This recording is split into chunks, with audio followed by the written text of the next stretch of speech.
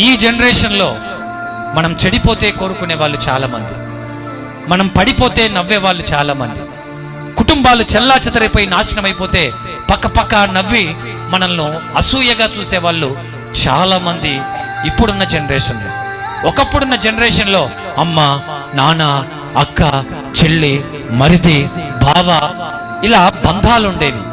కానీ ఇప్పుడున్న జనరేషన్లో వాయి వరస, అక్క, చెల్లి, తమ్ముడు, నా తల్లి పాలు తాగి నేను ఇంతోన్నయ్యాను అనే కొడుకులకు గాని, నా తండ్రి చదివిస్తే ఇంత గొప్పన్నయ్యానని కొడుకులకు గాని బిడ్డలకు గాని ఎవరికి కూడా ఎటువంటి ఫీలింగ్స్ కానీ, ఐ మీన్ ఎటువంటి సెంటిమెంట్స్ కానీ, నా తండ్రి ఆయన, నా తల్లి ఆమె, నా తమ్ముడు వాడు, నా అన్నవాడు, నా రక్త సంబంధి, నేను నా తల్లి చనుపాలు తాగిన తర్వాత తాగినవాడు, తాగిన నా చెల్లి, నా తమ్ముడు అన్న బంధాలు బాంధవ్యాలు లేవండి ఈ జనరేషన్లో. ఆస్తులకు, అంతస్తులకు, డబ్బులకు వెలకట్టి అన్నకి ఇవ్వాల్సిన విలువ, తమ్ముడికి ఇవ్వాల్సిన విలువ, మామగారులకు ఇవ్వాల్సిన విలువ, అత్తలకి ఇవ్వాల్సిన విలువ, పెద్దలకి ఇవ్వాల్సిన విలువలు మంటలో కాలిపోయాయి, చచ్చిపోయాయి. జస్ట్ చూడటానికి మాత్రమే happy friendship day, happy mother's day, happy wedding anniversary, happy birthday, ఇవన్నీ కేవలం షో. తల్లిని ప్రేమిస్తున్నానని ఒకడు, తండ్రిని ప్రేమిస్తున్నాడని ఒకడు, అక్కను ప్రేమిస్తున్నాను ఒకడు, చెల్లిని ప్రేమిస్తున్నాను ఒకటి నిన్న రాఖీ పండగకు రాఖీలు కట్టుకున్నారు. ఇది ఎక్కడి సాంప్రదాయం? ఇది క్రైస్తవుడికి తగునా? అసలు రాఖీ పండగ క్రైస్తవుడు ఎలా చేస్తాడో?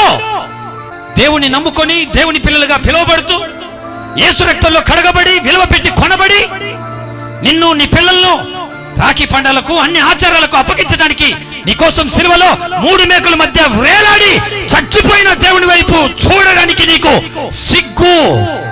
సిగ్గు ఉంటే, నువ్వు నిజంగా క్రైస్తవుడవైతే, యేసయ్య రక్తంలో నువ్వు పుట్టింటే, నిజంగా నువ్వు మారింటే, నిజంగా నువ్వు దేవుని బిడ్డవైతే నీకు రోషన్ రావాలని చెబుతున్నా, పౌరుషం రావాలని చెబుతున్నా. నీ కొరకు, నా కొరకు సిలువలో వేలాడి రక్తం చిందించి ప్రాణం పెట్టి తన సర్వస్వాన్ని నీ కోసం ధారపోసిన ఆ దేవుని ఆజ్ఞలను అతిక్రమిస్తారా? ఎవడు పెట్టాడండి ఆచారం? మన దేశంలో సాంప్రదాయం ఉంది. పెళ్లి కడితే, పెళ్లి చేసుకుంటే తాళి అని తాడు కడతారు. అలాగే జంజం వేసుకునే అలవాటు ఉంది.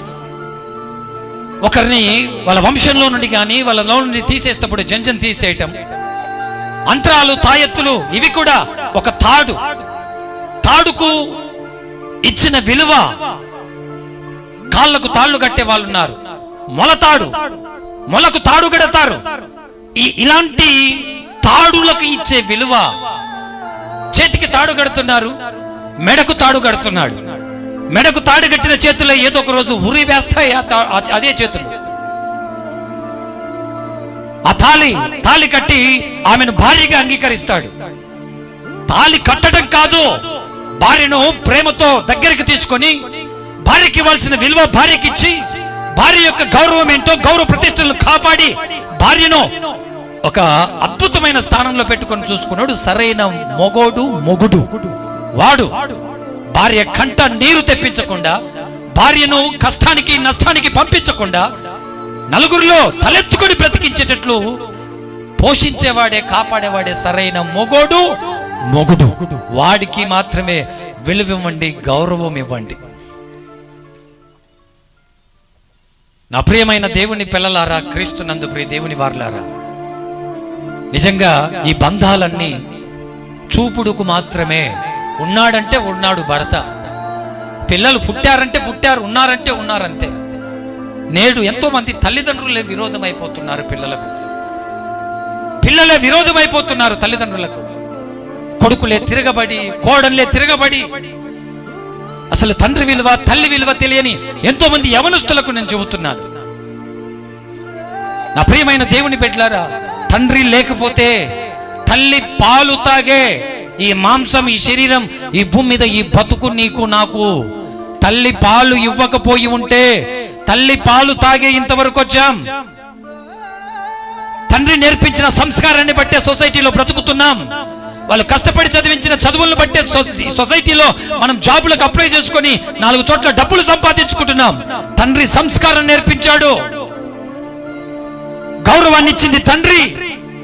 నిన్ను పెంచి పాలు పోసి పెంచి పెద్ద చేసింది తల్లి. ఆ తల్లినా లా అనే పదం వాడుతున్నావు. ఈరోజు కుమారులు తండ్రులకిచ్చే విలువేంటి? ఇద్దరు తల్లిదండ్రులకు ఒక కుమారుడు పుట్టాడు, 2 కుమారులు పుట్టారు, పెరిగి పెద్దోళ్ళయ్యారు, పెంచారు, తల్లిదండ్రులు పెంచారు. పెరిగి పెద్దోళ్ళైన తర్వాత ఉద్యోగాలు సంపాదించారు, ఆస్తులు కూడేసుకున్నారు, పెళ్లిళ్ళు చేసుకున్నారు, పెళ్ళాలు వచ్చారు. వీళ్ళని ఇంట్లో నుంచి బయటికి గెంటేశారు, అనాథ శరణాలయంలో బ్రతుకుతున్నారు. నాకు తెలిసిన ఫ్యామిలీ ఇది. కొడుకులు చూస్తే ఐఏఎస్ అంటే ఒకడు, సిగ్గనిపిస్తుంది చెప్పడానికి. ఐఏఎస్ ఒకడు, ఐఏఎస్ ఒకడు ఐపీఎస్. ఇంత చదువు చదివి అమ్మా నాయన అనాథ శరణాలయంలో బ్రతికేదానికి కారణమైన నీ ఐఏఎస్ ఎవడికి కావాలరా? నీ ఐఏఎస్ ఎవరికి కావాలి? నీ ఐపీఎస్. తల్లికి ఇవ్వాల్సిన విలువ, తండ్రికి ఇవ్వాల్సిన విలువ ఇవ్వకుండా అసలు పిల్లలకు తెలియడం లేదని తల్లిదండ్రుల విలువ. మేమేదో సాధించేసాం, ఉద్యోగాలు సంపాదించాం, మంచి మొగుడు దొరికాడు, ఇల్లు కట్టుకున్నాం, మనవళ్ళు వచ్చారు, మనవరాళ్ళు వచ్చారని ముసలిలకు ఒక ముద్ద అన్నం పెట్టకుండా ఇళ్ళ నుంచి బయటికి తొప్పి ఆస్తులు అమ్మేసి. ఒకటి గుర్తుపెట్టుకోండి, నేను ఏ కుటుంబంలోనైనా నువ్వు చిన్న బిడ్డగా ఉన్నప్పుడు తల్లి పాలు మానుకున్న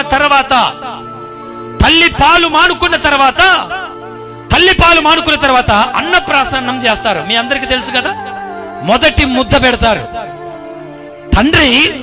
తల్లి ఆ పిల్లవాడు పాలు మానుకున్న తర్వాత అన్నప్రసన్నం చేసేటప్పుడు ఇంట్లో మేనమామతో గాని లేదంటే దైవ సేవకులతో గాని అన్నప్రసన్నం చేపిస్తారు.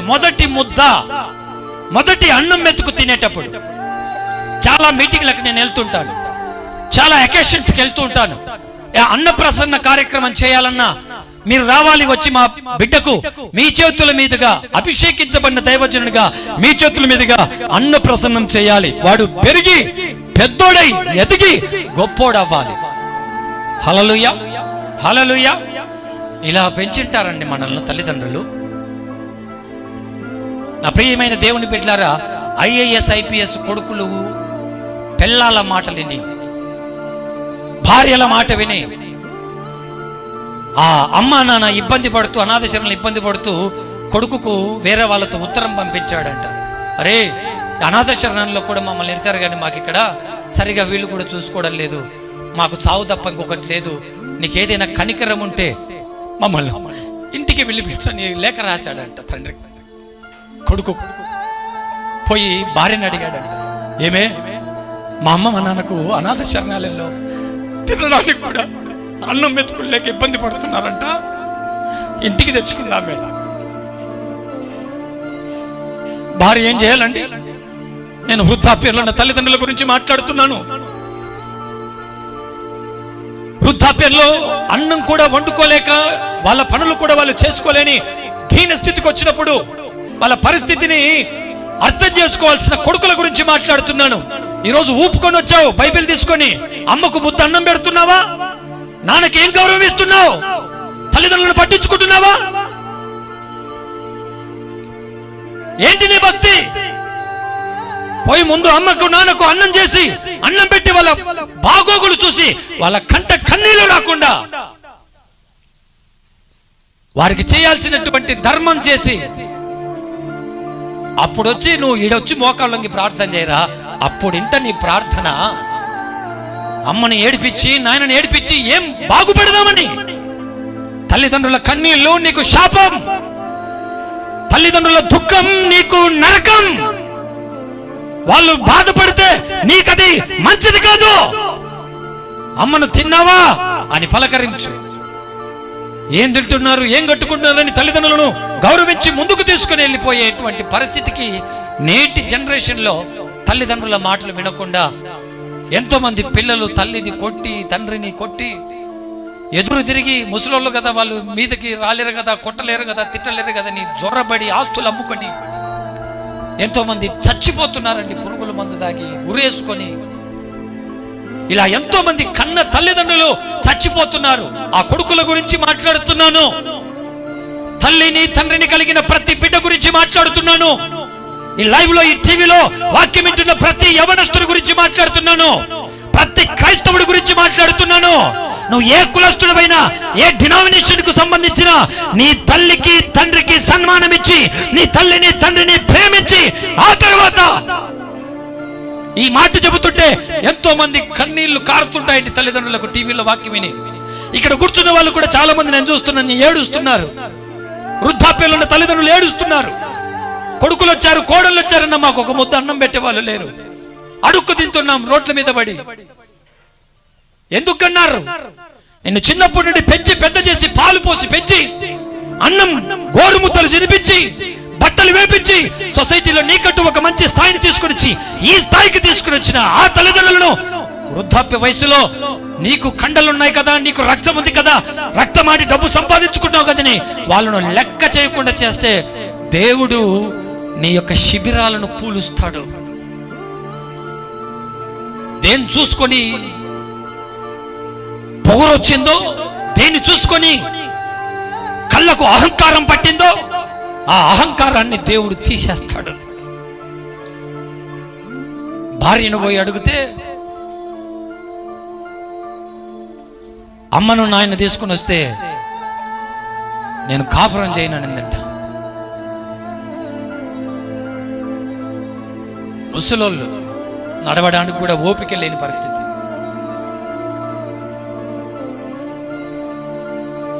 సరే మీ అమ్మ మీ నాయన తీసుకునిరా, నా దగ్గరికి తీసుకునిరా, నేను చేస్తా. ఇలాంటి వాళ్ళు ఉన్నారు. మీ అమ్మను మీ నాన్న నా దగ్గరికి తీసుకుని వస్తే నేను చేస్తాను, సేవ చేస్తాను అని తల్లి అత్త మామలకు సేవ చేసే కోడళ్ళు వాళ్లకు నేను ఏం చెప్పలేక 2 చేతులు ఎత్తి ముక్కి వందనాలు పెడుతున్నా. మీకు అత్త మామలకు అన్నం పెట్టి, వృద్ధాప్యంలో ఉన్న అత్త మామలకు అన్నం పెట్టి దగ్గరికి తీసుకోండి. అంతకు మించిన ఆశీర్వాదం అమ్మ మీకు మరొకటి లేదమ్మా. అమ్మా నాన్నను గౌరవించి అమ్మకు ఒక ముద్ద అన్నం పెట్టండి. రే నీ పంట పండకపోతే నన్ను అడుగు. నువ్వు అప్పుల పాలు కావడానికి కారణం ఇదే. నీ కుటుంబంలో ₹1 డబ్బు మిగలకపోవడానికి కారణం ఇదే. వాళ్ళ శాపం కొట్టుకుందయ్యా నీకు, వాళ్ళ శాపం కొట్టుకుంది. ఆ ముసలి వాళ్ళు ఏడుస్తున్న శాపం కొట్టుకుంది కాబట్టి రోడ్డున పడ్డావు. మీ సంసారాలు బాగుండాలంటే ఇంట్లో పెద్దవాళ్లకు గౌరవించి ప్రేమించి దగ్గరికి తీసుకొని వాళ్ళకు చేయాల్సిన ధర్మం చేయండి. అప్పుడు దేవుడు మిమ్మల్ని ఆశీర్వదిస్తాడు, అప్పుడు దేవుడు మిమ్మల్ని కాపాడతాడు. వాళ్ళు వస్తే నేను ఉండనని చెబితే సరే, ఇంటి దగ్గర పైన ఇంటి పక్కన ఒక చిన్న పందిరి వేసాడంట కొడుకు.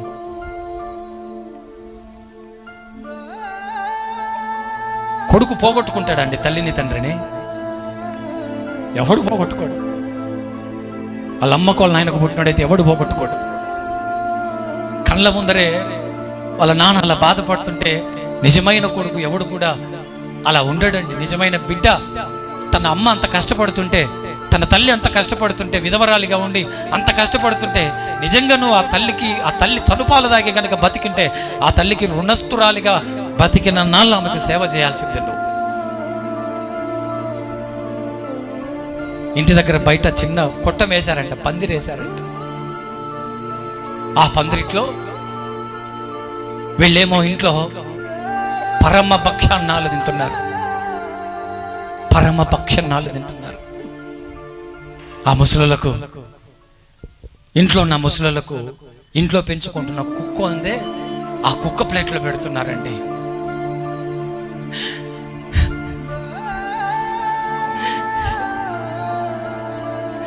మనుషుల రాక్షసుల కుక్క ప్లేట్లో, ఆ కుక్క ప్లేట్లో తీసుకుపోయి ఆ తల్లికి తండ్రికి పెడుతున్నారు. వాళ్ళతో అంటున్నా, కుక్క ప్లేట్లో పెడుతున్న ఆ కొడుకులకు కోడళ్లకు చెబుతున్నా, రే నువ్వు పాలు దాగి నడవలేనిటప్పుడు మమ్మల్ని సేవకులను పెద్దలు పిలిపించి నీకు అన్నం మెతుకులు పెట్టడానికి వెండి ప్లేట్లో పెట్టారా? నీకు వెండి ప్లేట్లో, వెండి గ్లాసులో, వెండి స్పూన్తో భక్ష్యం పరమాన్నాలు స్వీట్ పెట్టారు నీ నాలుకకు.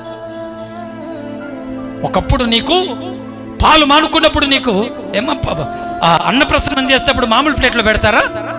మీరు చెప్పండి, న్యాయమా? కొడుకుకు న్యాయమా? చిన్నప్పుడు వెండి ప్లేట్లో తినిపించాడు నీ తల్లి నీ తండ్రి నీకు. ఈరోజు ఆ అమ్మా నాన్న నీకు లెక్కలేరా? ఆ తల్లిదండ్రిని గౌరవించవా?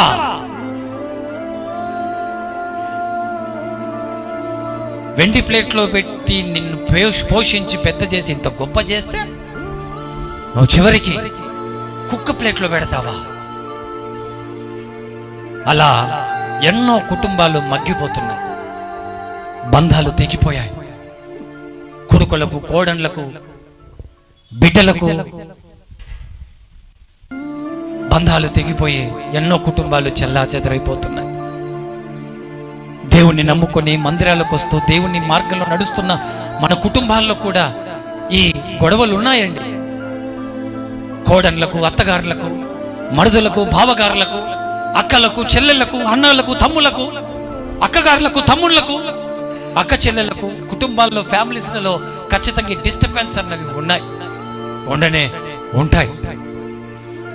యాజ్ ఎ క్రిస్టియన్గా, దేవుని బిడ్డగా మనమందరం దేవుడు చెప్పిన మాటలను వింటూ happy mother's day, happy father's day, happy wedding anniversary, happy birthday అని ప్రొఫైల్ పెట్టుకోవడం, స్టేటస్ పెట్టుకోవడం, షో ఆఫ్ చేయటం మానుకొని తాళ్ళు కట్టడాలు, అంతరాలు కట్టడాలు ఇవి కాదు నువ్వు చేయాల్సింది. దాన్ని ఆ తాడుకిచ్చే విలువ బంధానికి ఇవ్వు. ఆ తాడుకిచ్చే విలువ బంధాలకు ఇవ్వండి. బంధానికి ఇచ్చి బంధాన్ని ప్రేమించండి. అది నన్ను కట్టుకున్న భార్య అని, వాడు నా యజమాని అని,